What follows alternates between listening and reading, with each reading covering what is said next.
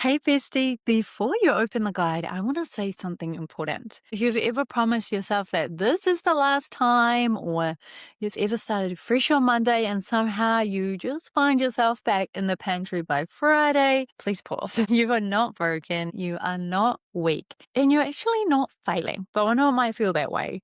You've just been stuck in a cycle that was, well, never really designed for you. Okay? And that changes everything.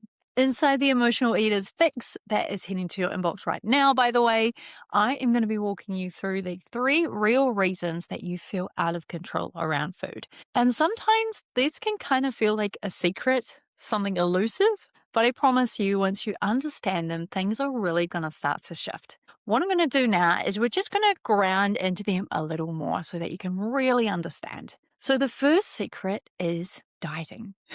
Your diet is actually sabotaging you because restriction creates obsession and obsession creates backlash. So, when you restrict food, whether that's physically or mentally, your body is interpreting that as deprivation. And so it increases your cravings, it heightens your hunger, and it amplifies your food noise. Eventually, you're going to overeat. And it's not because you lack discipline, it's actually because your body is trying to protect you. So you're not failing the diets are failing you. Next up, we've got secret number 2, and that is emotional regulation. So eating your feelings, because food just isn't fuel. We know that.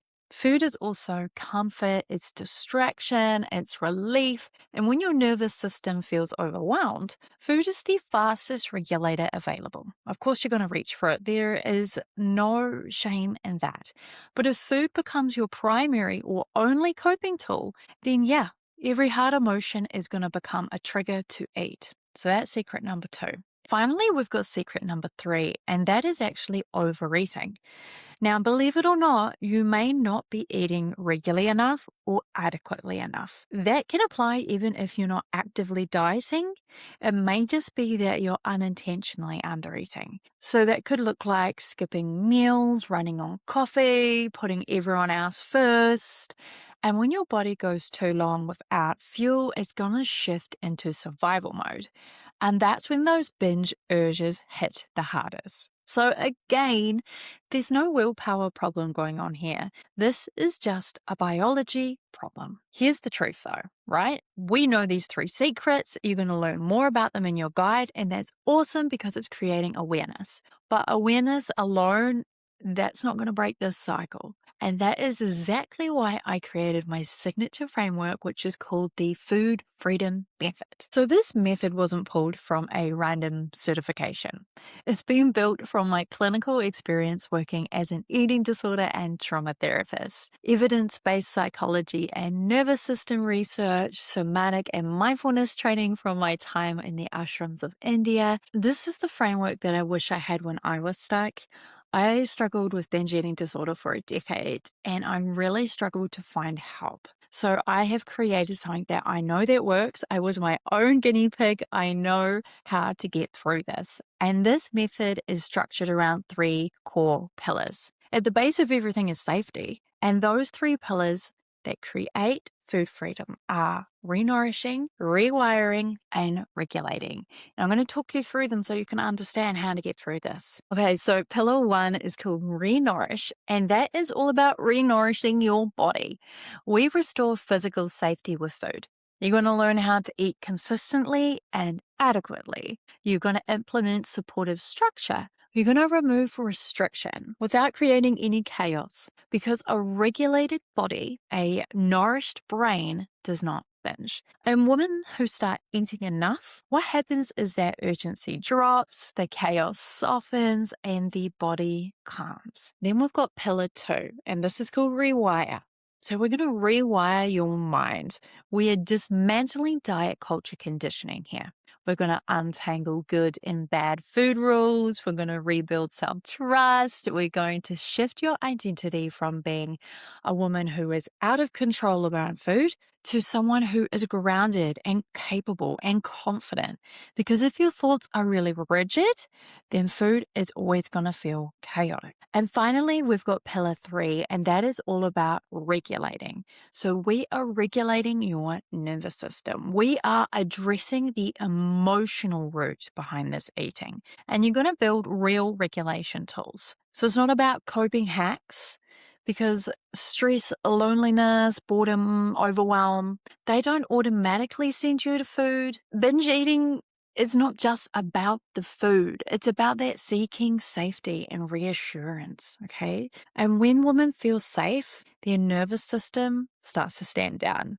And the change that you're looking for actually becomes sustainable. So the 3 secrets in the guide that you'll have in your inbox now are going to explain in more depth why you're stuck. And my food freedom method is how you get unstuck. Inside my program, The Breakup, I'm going to guide you step by step through implementing this entire framework. We're not about theory, we are all about practice, okay? I'm going to give you structure, accountability, real support and community. You're going to feel seen. You're going to feel heard. You're going to feel validated. And shame cannot thrive in that space. So let me say something really gently but directly. If nothing changes, this cycle is going to be here next year. You're still going to be negotiating with food, still promising about next Monday, still exhausted by something that was never meant to take up this much space in your life.